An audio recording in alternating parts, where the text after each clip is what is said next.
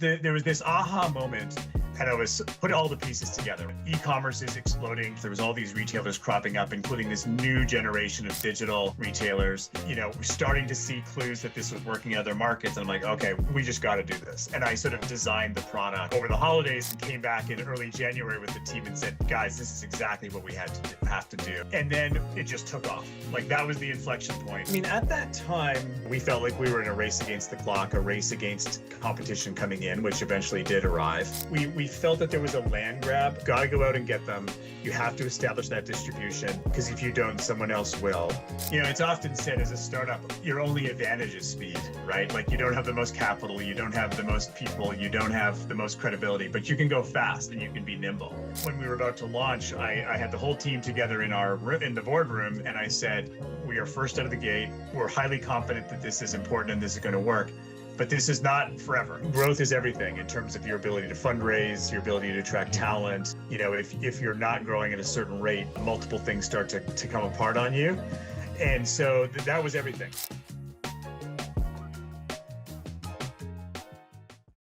Welcome to the Challenger X podcast, where I, Jerome Dwight, your host, bring you unfiltered conversations with some of the most inspiring leaders, innovators, and entrepreneurs of our time.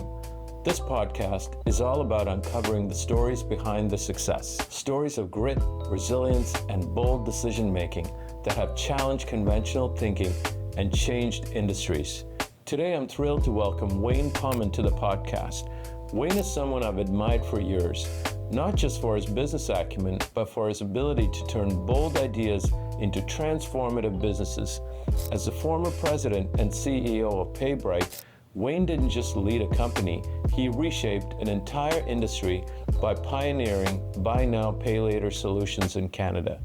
Under his leadership, PayBright became a powerhouse, eventually culminating in its acquisition by Affirm. Wayne's journey is a masterclass in entrepreneurship, strategic growth, and staying ahead of the curve in a fast-changing financial landscape. I can't wait to dig into his story and share it with all of you. So let's go.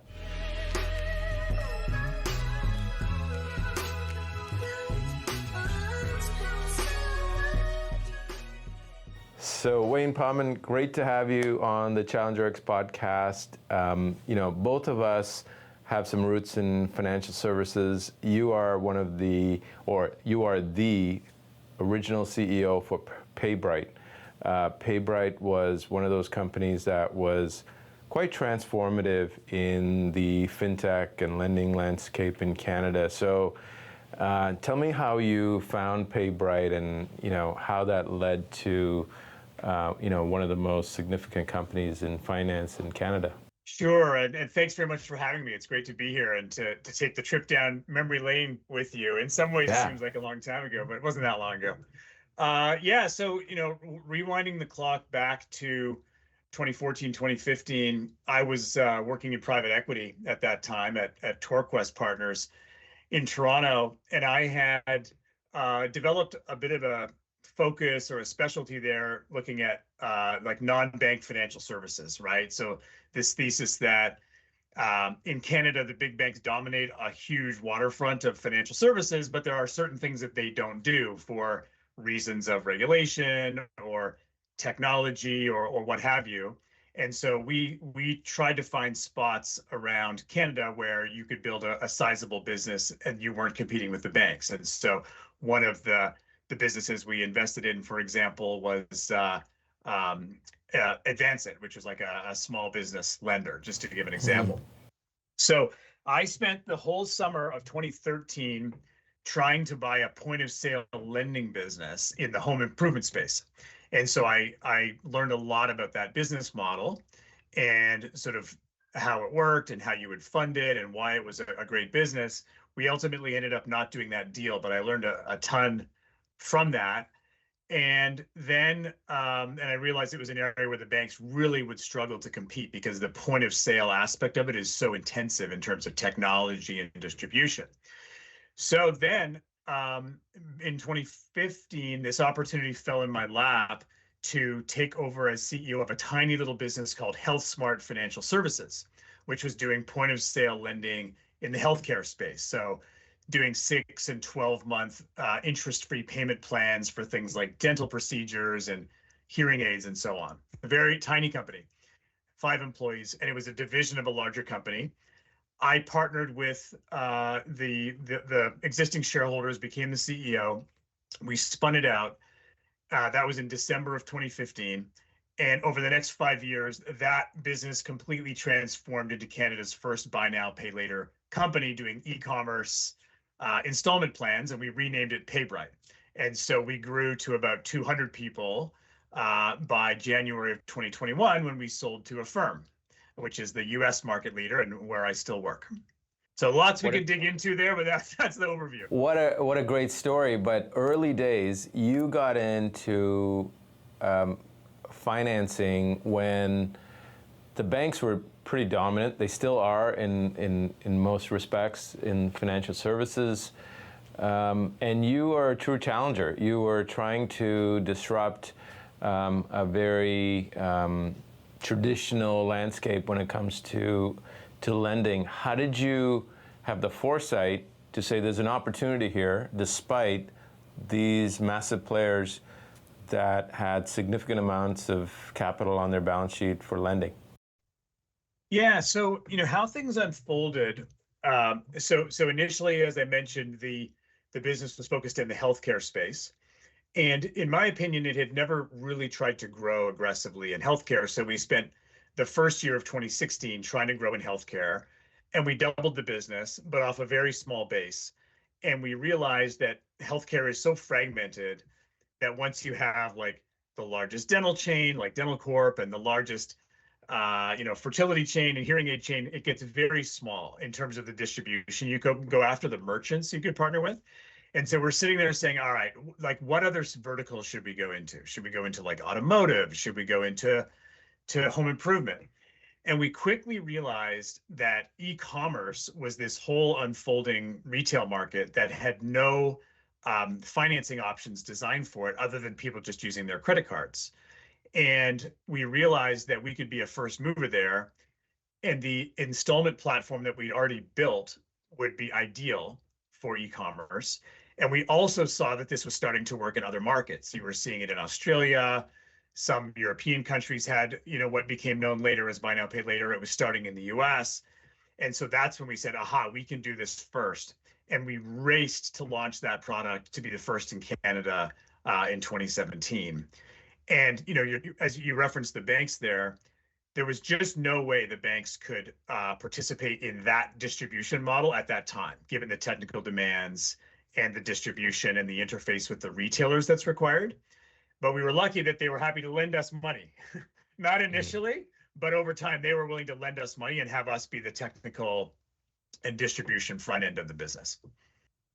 It's a great story of how you carved out your niche in a market that was evolving.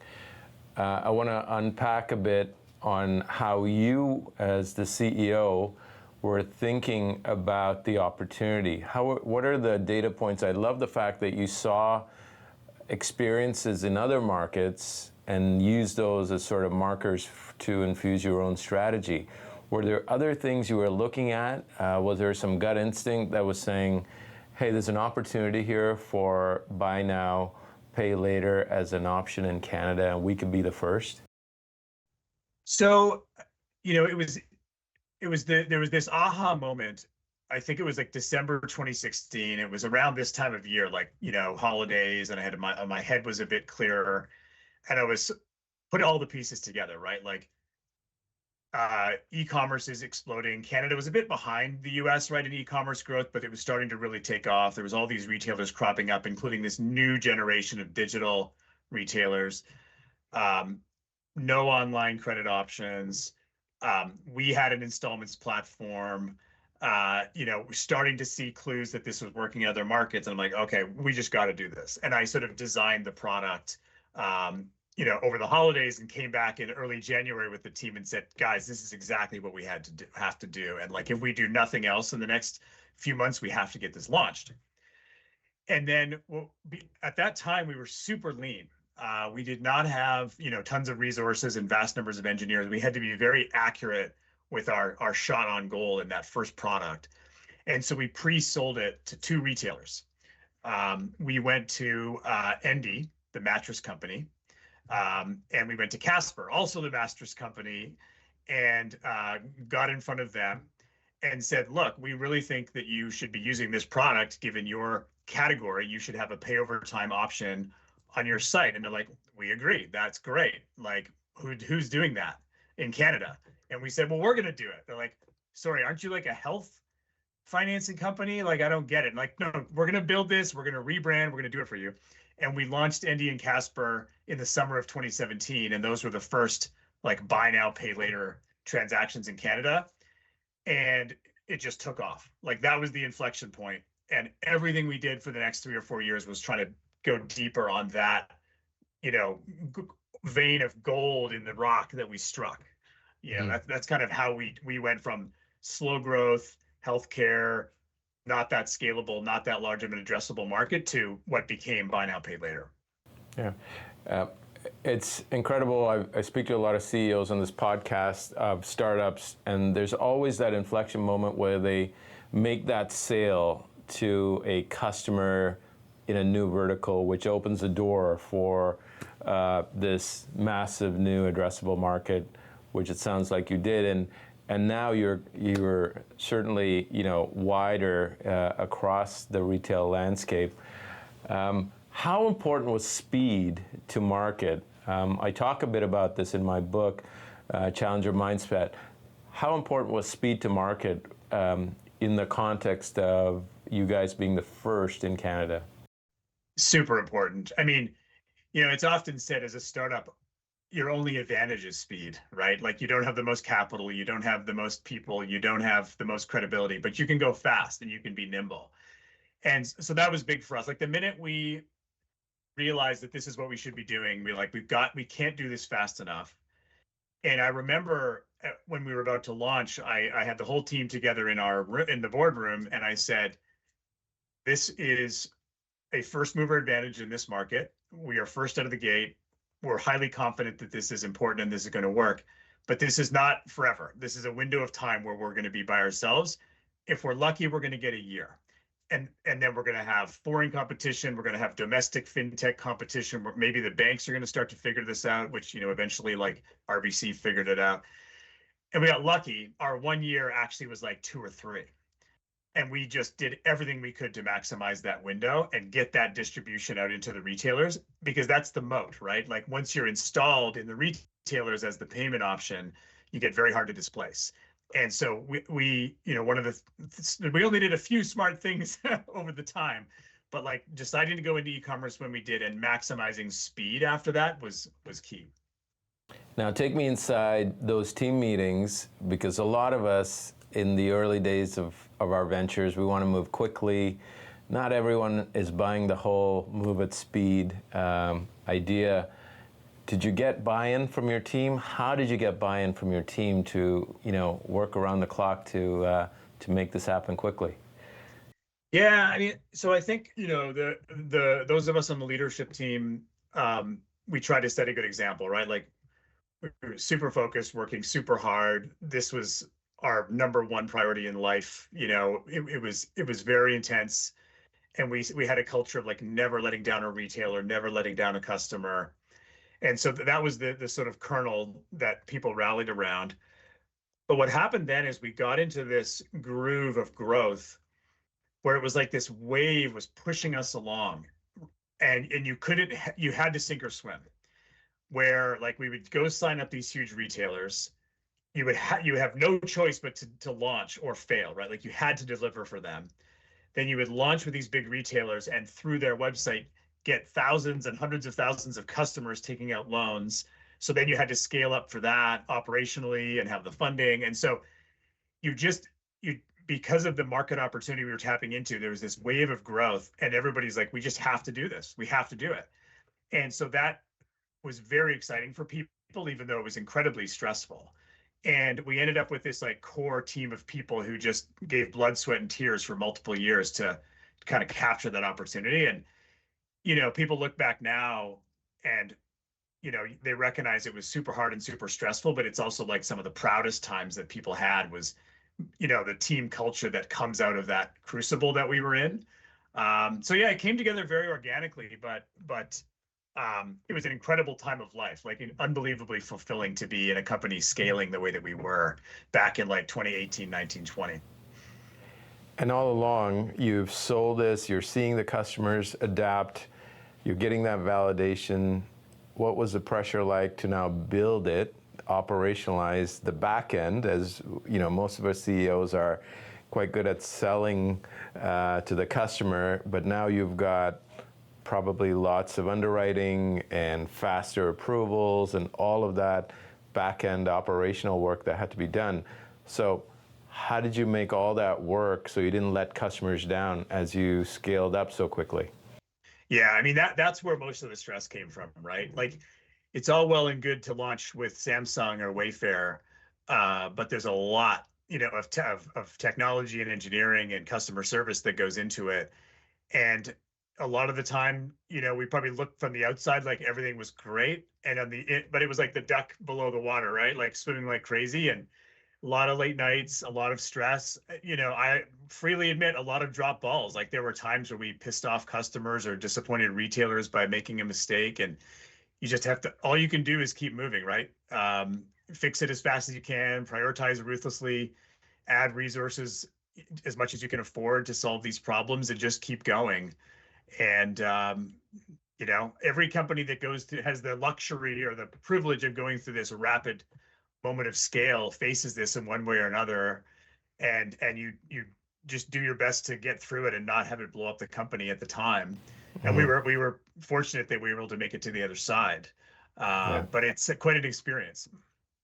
And when it comes to growth, having been in the financial services world, I've clearly seen PayBright be almost a bit of a rocket ship in the buy now, pay later segment.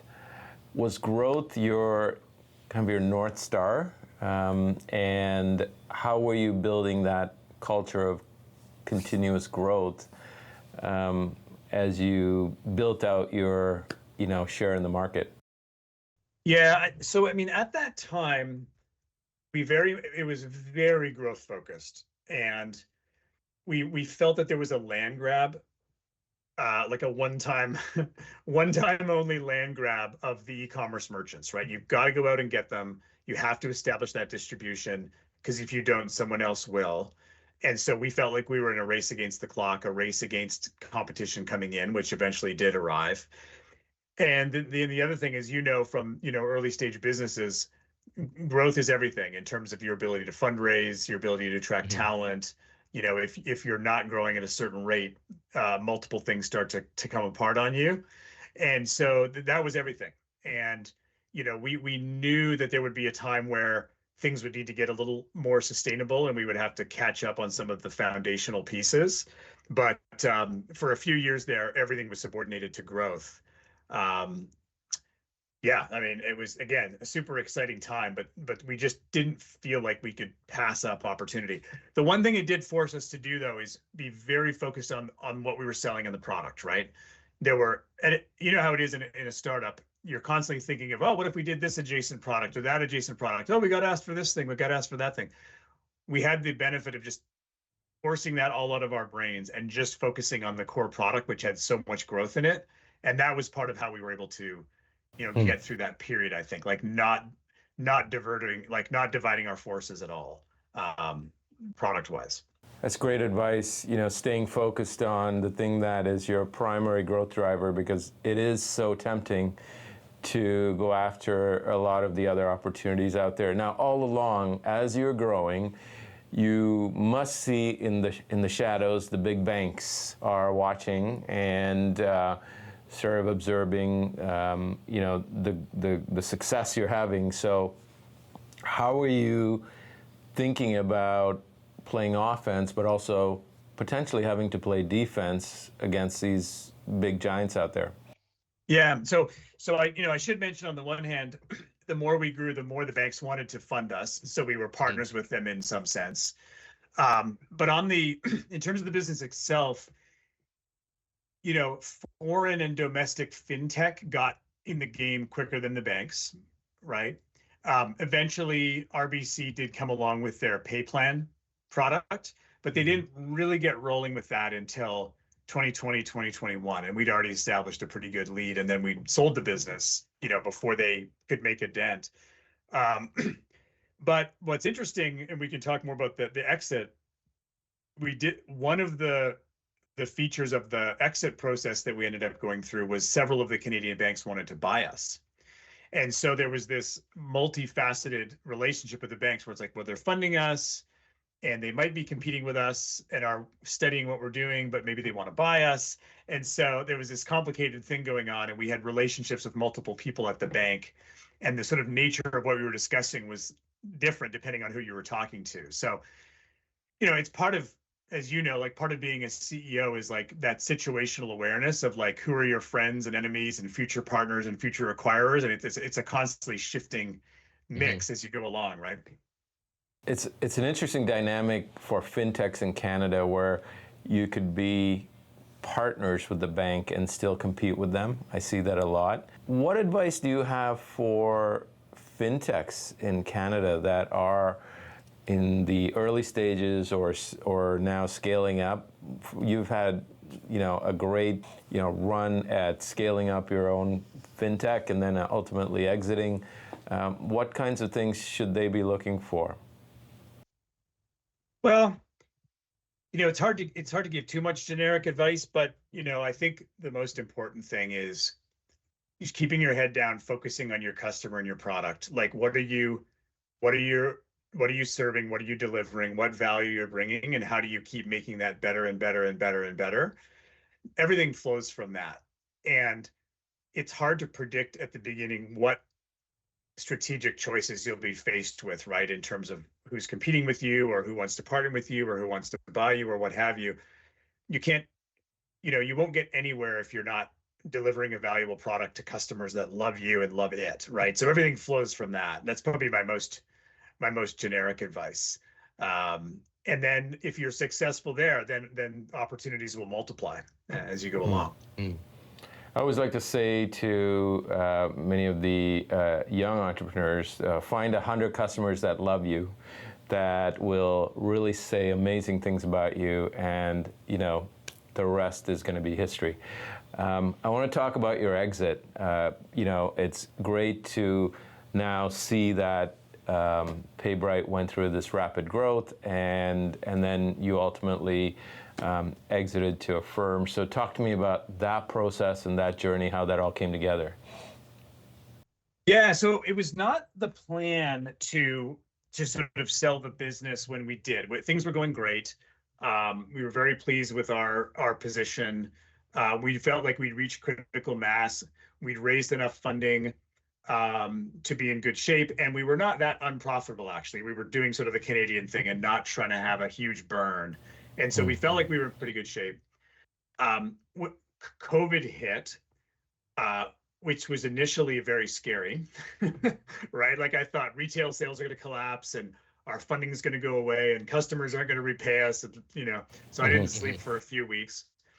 But then after that passed, it turned out that we were in an amazing position, right? Because we were focused on e-commerce, and a lot of the categories, the product categories that were selling like hotcakes, like fitness equipment and home goods and furniture and electronics, people were spending a ton of money on this stuff during the pandemic, and we were getting the benefit of that and doing this online financing. So things were going great. A lot of the other players globally in this type of business were seeing the same. And then we ended up getting, in the spring of 20, a number of inbounds to acquire us. And what we realized was happening was buy now, pay later outside of Canada was quickly becoming a large international game. There were a number of players that had raised a ton of capital, were expanding internationally, like Klarna, Affirm, Afterpay. And we knew these guys, already. We had relationships with most of them. We had a partnership with Klarna. And so multiple of them in a fairly short time came and said, hey, you guys for sale? Because we got to come to Canada at some point, and you guys are the leader. And then we had a couple banks as well say, hey, what's the plan for the business? And so I sort of reflected on that along with, my management team and the board, and said, well, look, like, if we're the Canadian leader, and you've got big, well-capitalized players that are ahead of us in many ways coming to Canada, we're in demand now, and we may not be in demand in a couple of years. And so maybe we should at least entertain this process. So we ran sort of a limited process, got some, offers from fintechs, from banks, and that went on through 2020. And we ultimately announced the deal with Affirm in December of 20, and that closed almost exactly 4 years ago in January of 21. And Affirm, we had huge respect for Affirm, like the culture of it, the ethos around financing and customer transparency. We had a lot of respect for the team led by Max Levchin, the PayPal founder, who's now my boss. And so we were really excited that they were in the process. And then they put in a great bid, and their IPO we knew was coming up very shortly after our sale. So they went public like 9 days after we sold, and we had pre-IPO stock. And so that was a hugely valuable part of that deal. But then, it was a great home for our merchants. Like, merchants were really well taken care of. The product development that ensued after the acquisition was to the benefit of the merchants and the customers. And our team had a great opportunity as well to continue on with like a really high quality company, really high quality employer. So that's sort of how it all came together. Obviously, there's bumps in the road too when you do acquisitions, like integration over Zoom. In 2021 was not always the smoothest experience. But looking back now, like 4 years later, we're very, very happy with how it all went. Yeah, I'm not aware of many large-scale transactions that happened in the middle of COVID. So well done to you for pushing the boundaries, even completing that deal during COVID. And so, what does it feel like now, as going from helping to lead PayBright through this rapid scale, very entrepreneurial experience, and now you're part of this huge global firm. Are you still able to exercise that entrepreneurial mindset to driving growth and building the business? Yeah, definitely, I am. But there's the last 4 years have not been the same in terms of my mindset, right? So, and it's as you would and you talk to a lot of people who've been in this situation. Like, there's an emotional side and a personal side to an exit, right? Like, you have this all-consuming focus, and then it changes, and it takes some time to get your head around it. But we had a 2-year earnout, and I didn't actually have to stay to get the earnout, but I thought I will stay and deliver this and make sure this works. And we did hit the earnout. So just when we were getting to the end of the earnout period, I was like, okay, my time here is done. I've led this Canadian business. It's doing well. It's grown a lot since Affirm acquired it. I should probably think of my next act. And I was starting to think about that and looking around. And then Max Levchin came to me and said, all right, you've done the Canada thing. Now I would love for you to lead all of our non-US growth. I was like, oh, well, all right. Well, that sounds interesting, and don't have any other like immediate plans. So sure, I'll help out with that. And then the market kind of downturn hit, right, in like 22, 23. And we ended up shelving most of our international plans for a while. So then 6 months later, I was like, all right, now I should probably go. Now I'm going to head out and do my next thing. And then it was like uncanny. Max comes to me. He's like, all right, you need to take over the chief revenue officer role. And I was like, oh, okay. So that was almost 2 years ago now, a little under 2 years ago, that I took the CRO role. And it's been a ton of fun. Like, I now feel like truly part of Affirm. Really enjoy the colleagues. I really benefit from understanding the whole history of the industry now, because I've been in it for 9 years. And to your question, it's still a high growth company with a real startup mentality, right? And a founding team in place. And so I do still feel like I'm doing an entrepreneurial thing and contribute. It's definitely not like working at the bank, right? Like, it's still growing quickly and very entrepreneurial. And so, I do still get to scratch that itch. I don't feel like I'm slowing down at all. And so, yeah, it's been great. I enjoyed it, and I'll be here for a while longer, I think, which I would not have predicted 4 years ago. And on a personal level, I'm sure you've had lots of sleepless nights, challenges, resistance, critics.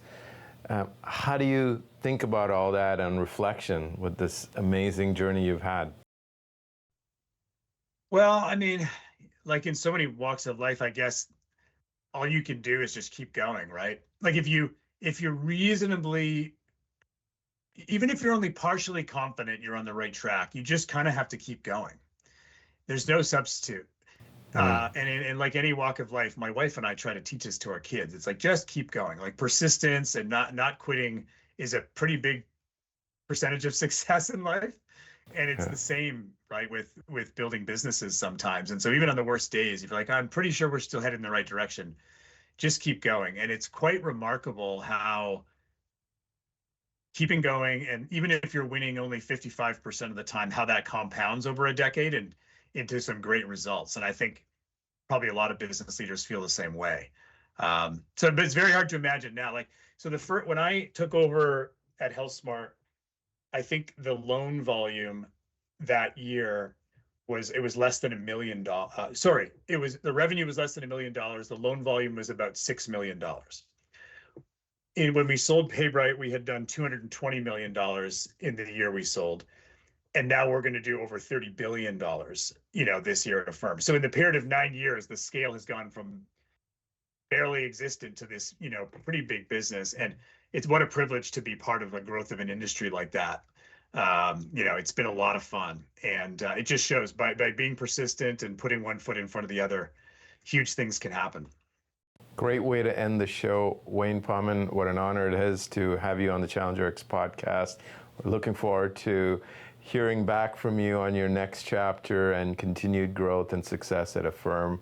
Thanks. Have a great one. All right. Thanks for having me.